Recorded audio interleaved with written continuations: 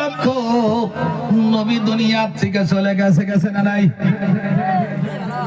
কিন্তু জানে রাখবেন সমস্ত নবীরই নাম কোরআনে নাই।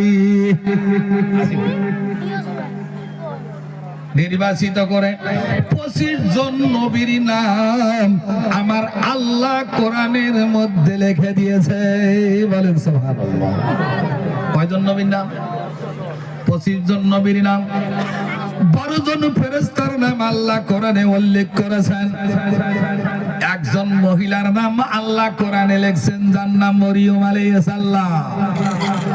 আর বাকি কারো নাম কোরআনে নাই। কিন্তু আমার আল্লাহ অত দয়া, অত মায়া, উম্মতে মুসলমানদের নাম আল্লাহ রিজার্ভ সিট দিল। আমার আল্লাহ কোরআনে কয় আমানু। বলে সুবহানাল্লাহ।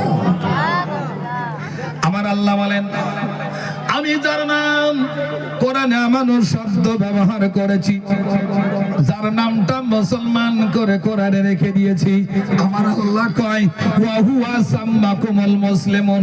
এ মুসলমান, তোর নামটা আমি কোরআনে মুসলমান করে রেখে দিয়েছি, তোর নামটা কোরআনে আমানু শব্দ ব্যবহার করেছি।